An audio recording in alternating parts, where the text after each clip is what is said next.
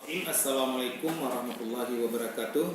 Alhamdulillah untuk hari ini kembali saya Saifullah SPD selaku Kepala SMK Negeri 3 Banda Aceh, juga pamong untuk Ibu Karisma Purnamasari peserta PPG dalam jabatan tahun 2018 jurusan perhotelan di Universitas Negeri Padang. Pada kesempatan ini saya ingin memberi komentar dan penilaian dari hasil proses kegiatan mengajar PPL minggu ketiga di SMK Negeri 3 Banda Aceh yang telah dilaksanakan oleh Ibu Karisma tepatnya pada hari Sabtu tanggal 17 November 2018. Secara keseluruhan saya menilai Ibu Karisma sudah sangat baik dalam mengelola kelas.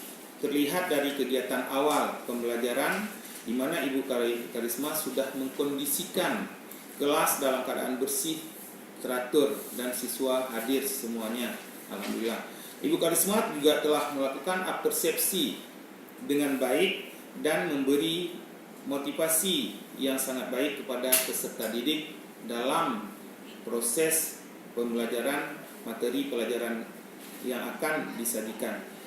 Pada kegiatan inti, saya melihat Ibu Karisma telah menerapkan model pembelajaran discovery learning dengan metode diskusi dan tanya jawab yang berpusat pada peserta didik serta menuntut peserta didik aktif terampil dalam menentukan urutan-urutan pembersihan kamar sebagai materi pembelajaran untuk minggu ini.